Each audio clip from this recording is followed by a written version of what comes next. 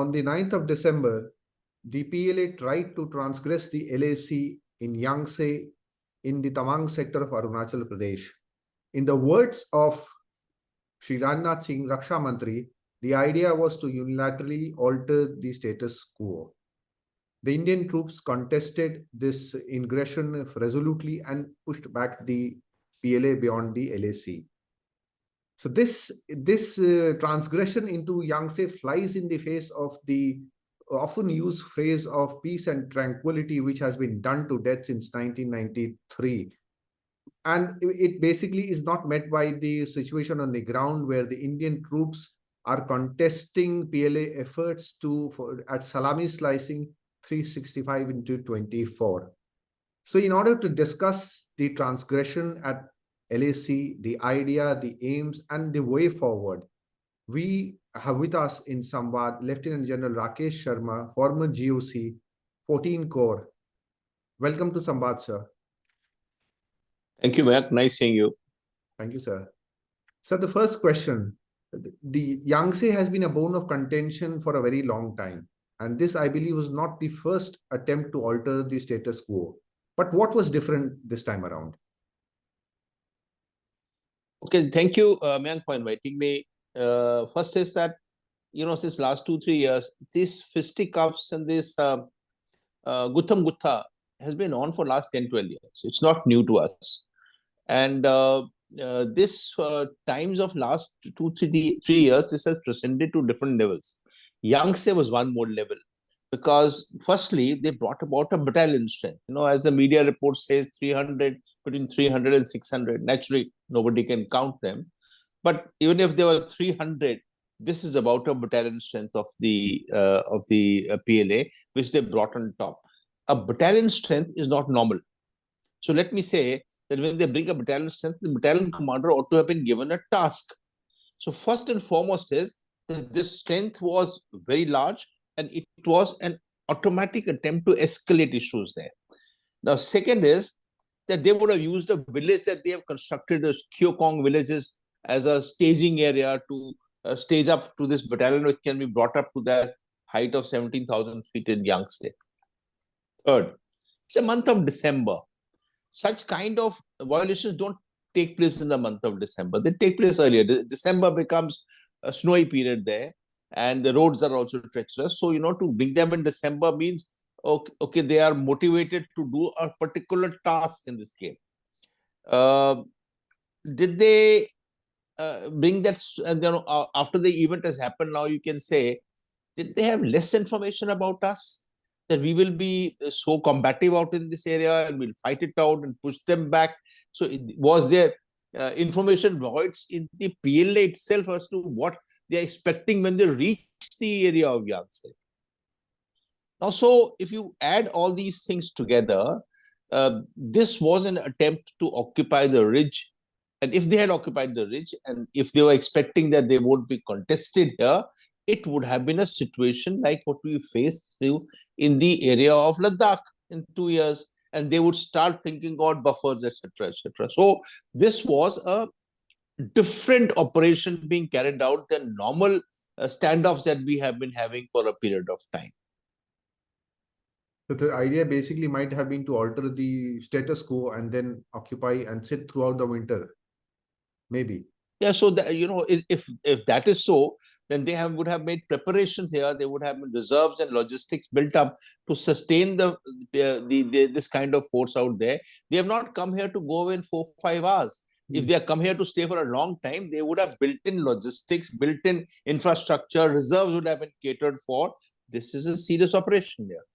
So this is nearly a battalion strength, sir. So is this operation basically given the green signal at the local level, or the higher-ups in Beijing? Or, and the second part of this question, there has been a rejig in the CPC Politburo and the Central Military Commission.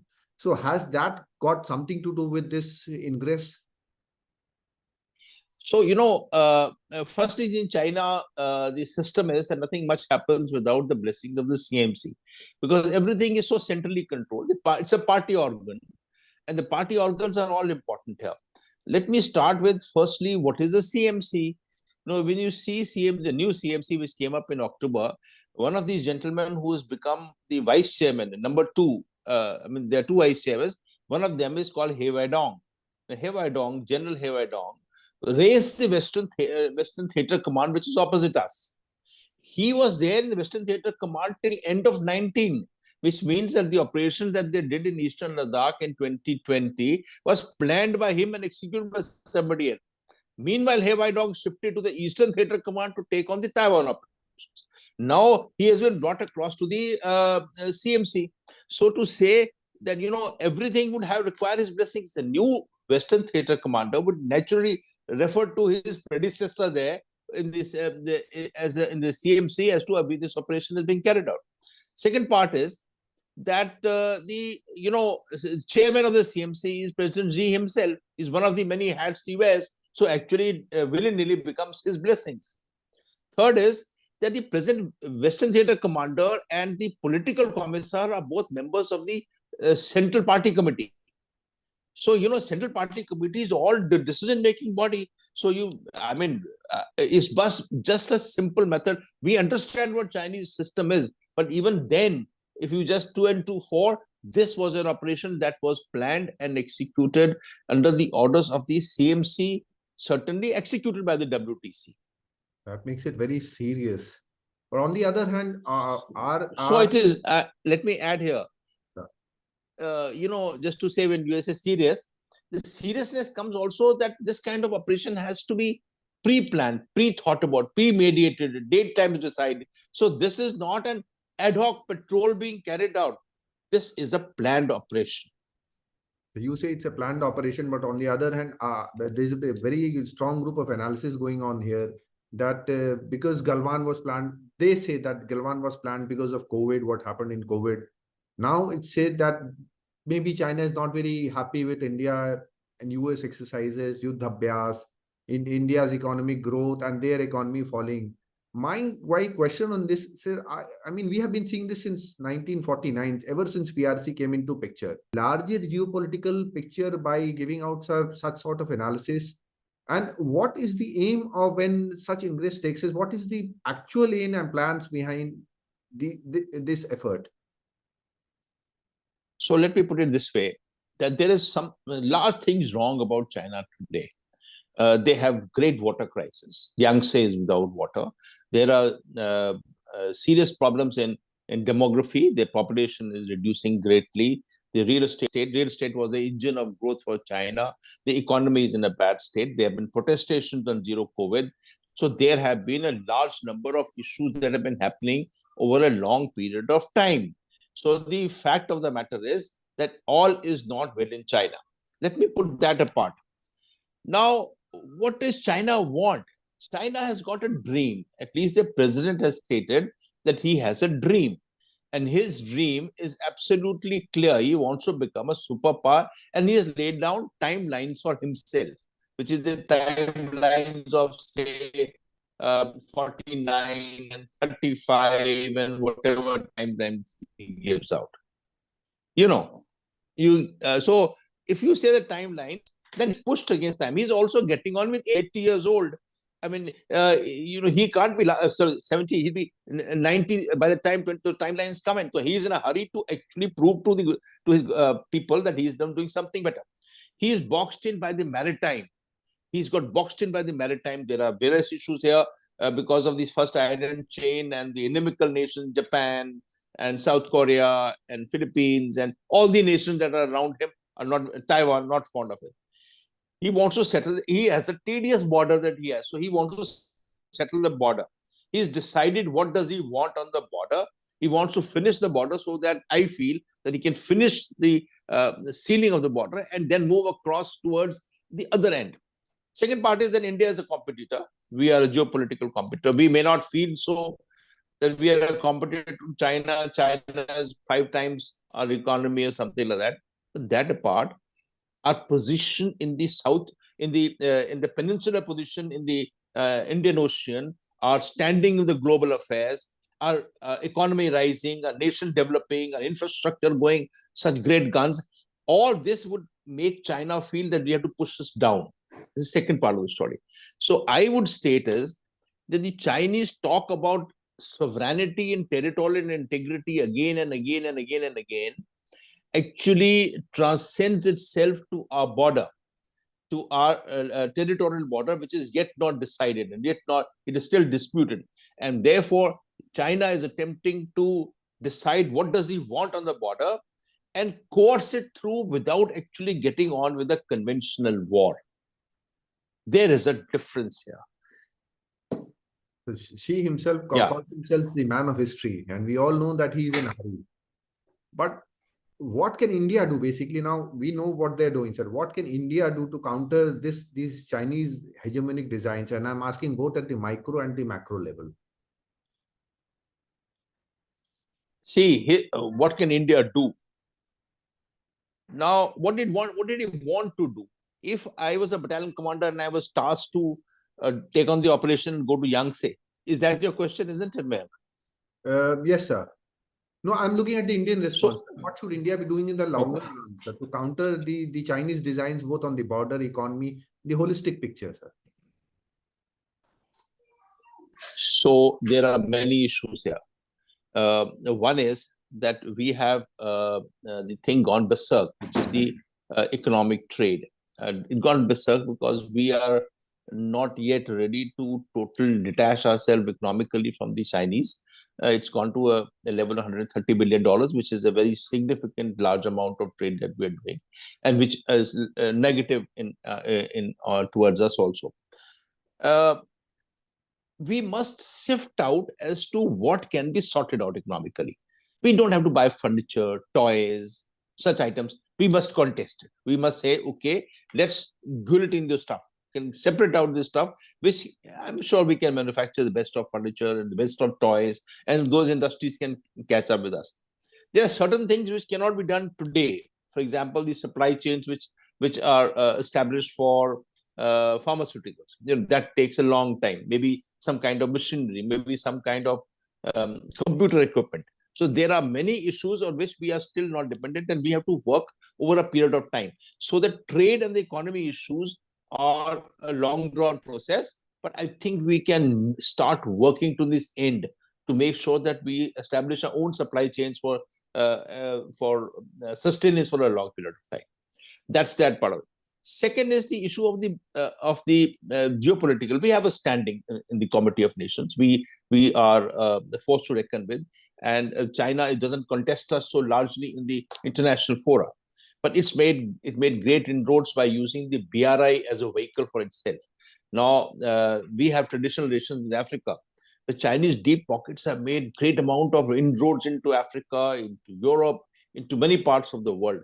We have to be aware of the fact, especially in South Asia. And in South Asia, we need to pull up, especially the roads that are being made across in Nepal, very close to where you said. The roads are going to come down in the next 4 to 5 years, right up to Tarai region. These are significant aspects. Third part is the border, which is the most important part of it. Now, if you asking me as to whether we have the right rules of engagement against China on the border, well, it's a very difficult question, but a very important one. For how long can we keep continuing this danda business? Spikes on the danda and hitting people. Is this the right way for mature armies to start allowing the opposing side to come close to you, and then you do gutham gutha ki ladai, and the fisticuffs and scuffles and melee? This is not the way good mature nations fight on the borders. We don't want conventional war. I'm sure China doesn't want a conventional war, but China enjoys this art of military coercion and political coercion and get its work being done. We need to revise the rules of engagement in a manner that it is understood to China that this danda business is not acceptable to us. That has to be, our transition has to be carried out in a manner that we do rethink as to how we will contest it. So we say, okay, I know my line of actual control. If anybody comes within 100 meters, we reserve the right to open fire, which means you push them far away. Right to open fire. Now, army fights, doesn't fire in the air and doesn't fire on the ground, and it fires to hit. These are philosophies of armies firing. But I think we need to revise some kind of our philosophies and say, we will fire, maybe warning shots, maybe some manner of stopping the thing, but please, we are not getting involved into the Gutham Gutha, Danda, spike poles and tasers. This is not the war we are going to fight across there. That's not our army, what's been trained for. And we have to convey it with the amended rules of engagement. And this is my view. It may not be the view of the serving army establishment or the government, but my views are that we should not allow this to go on and on.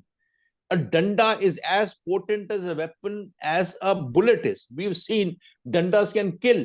You hit it the wrong place, a danda can kill. We can't allow these things to happen and people get injured by this manner. This is not done. And we are a strong army, trained army.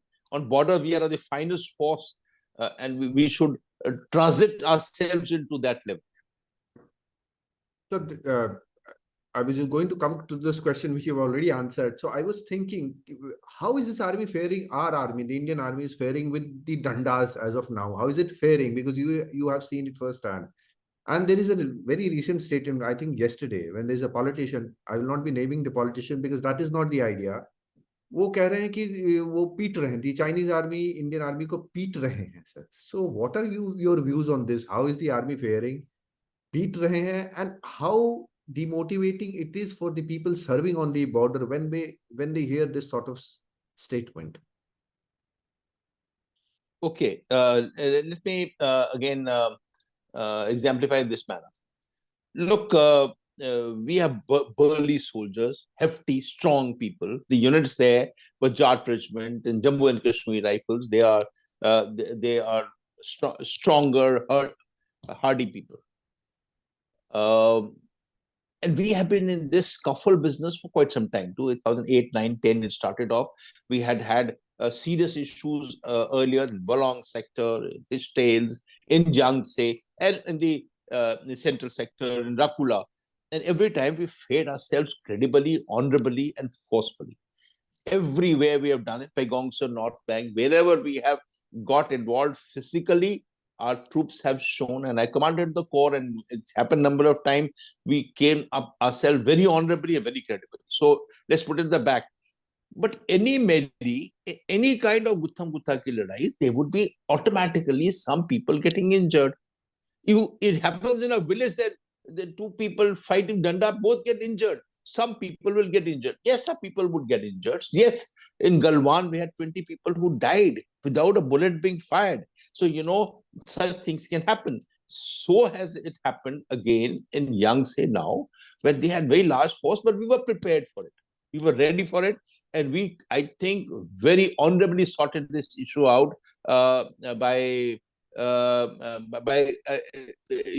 getting ourselves ready for it, use the same kind of non-lethal weapons, and then succeeded so credibly. So I think, the insinuation saying that we have not done well are absolutely incorrect and should not be done as stated, because it causes grievous harm to the people who actually fought there. Get into the minds of the people who are fighting there. No, we should understand that there are also human beings who have put their life in the hands of people, in their own hands, to fight across with the PLA and come out so in flying colors. Some people get injured. Any injury is bad, but yes, there were no deaths, and you have come out with salutations. I think we need to salute the bravery of these people, these units there. I wish the politician concerned gets to hear this, sir, and maybe mend his ways, but that's up to them. So the final question, which again has two parts, sir, it's about how we hear or read things in the media and elsewhere. The first is perception, and the second is peace and tranquility. Perception, sir, the Chinese, whenever I read the Chinese, whatever bits we get, they are very firm in where their border is. While we, on the other hand, frequently we hear words, we see the writings that are perception of the border. Now, how can a border be perceived? My thing is the border should be firm. That is my belief. It should be firm, whatever it is. So how bad it is when it comes to negotiations, when we ourselves are saying that it is our perception. And the second part about the peace and tranquility. all of us know what is going on around the 3488 kilometers long LAC. It's a constant effort by the Chinese to basically at salami slicing, I said, get into areas, grab them, and alter the LAC, the status quo. So how long are we going to basically accept this peace? And I know peace and tranquility is an honorable thing to do. It's the correct thing to do. But how long are we going to deceive ourselves with this peace and tranquility argument? So very important questions. And I wrote an article of this some time ago. First is that the border is not delineated. It's not demarcated, neither on the map nor on ground. And the McMahon line, which was decided in 1914, was made with a very thick nib. So, it goes about 7 to 8 kilometers across the entire watershed. So naturally, that is not an authority to tell you where the border is. However, in the course of last 60, 70 years, we have devised what we think the watershed is, especially in the areas of McMahon line, which is the areas in northeast. We know what it is. We are guarding it. We have troops on top. We have roads being built there, tunnels being built there. We are infrastructure created there already. So we know which our line of actual control is. Similarly, similar things have happened on the Ladakh frontier where there's no McMahon line, but we know what our line is. Now, this issue which you raised, perception, has been spoken of so often that it gives yourself a negative appearance here. You are saying that, okay, I perceive my line, but that may not be line. So what we are guarding perceptions out there. We're getting people having this scuffles being carried out based on perceptive lines. That's not right. And it's my personal view is that we know what today our line of actual control is. We are guarding it. And so be it. There should be no perceptional talk at all here. We should say our line of control rests in this area. This is the line. You trespass close to this line, we have the right to open fire. Minute you say it is perceptions, then it takes you a step backward, and then you start getting into non-lethality and talking about arguments. I think we are not a tin pot nation. We are a nation to reckon with. Let's stand on our feet and say, okay, this is our line and we stand by it hereafter. Chinese don't talk about perceptions. They don't. Chinese say this area is ours. Chinese don't have perception. We think what Chinese perceptions are. Why should we think what Chinese perceptions are? Chinese can keep thinking their perceptions in their own mind. It matters to us nothing. We decide our line of actual control and say this is where we will defend ourselves and finish with it. The second part of your question, peace and tranquility. Now, peace and tranquility goes back to 1993 treaty, which was called a Peace and Tranquility Treaty. Prime Minister Narasimha Rao had signed. And every time we make a statement, we say we are looking for peace and tranquility. The discussion took place between brigade commanders to achieve peace and tranquility. Is there peace? If these troops came in Yangste at 2:30 at night, you think this post where people would have been peaceful? And if they would not be peaceful, they would be on tenterhooks. They would be waiting that these people are coming and ready to accept, and the reserves would have moved in and they would have all deployed themselves, not in peace at all. Today this thing has finished. Other areas, because now Chinese will have a bad face having gone back from their areas, not achieved their aims. So other areas will be in tenterhooks also, ready to accept it, because now the Chinese will make attempts somewhere else. Where is the peace? And it is tranquil. Is it tranquil? Where is tranquility here? There is no, from the 3,488 that you counted, from Karakoram down to Kibitu, everybody is standing, waiting that Chinese will come to me today. There is no peace and tranquility. Just for the sake of hoping that there will be peace and tranquility tomorrow, and that we as a nation seek peace and tranquility, to add it in the communiques and state it is of no use. Because the troops, the people on ground, the population there also feels there is no peace and tranquility. The Chinese may land up tomorrow anywhere. So I think just for the sake of writing, we shouldn't write it. We don't want war. The armed forces ask people to want war. But then not wanting war doesn't mean that we are not prepared for it. We should seek peace and tranquility, but not write it when there is no peace and tranquility existing on the borders today. That is my opinion of it. I think we need to be realistic about the surroundings and act accordingly, sir. On that note, I would like to Thank you. Conversation. Thank you so much, sir. And it's been very informative. And Thank you, we'll Mayank. talk to you on another topic another day. Thank you so much, sir. Thank you, Mayank. Thank you, Mayank, for inviting me. Bye-bye.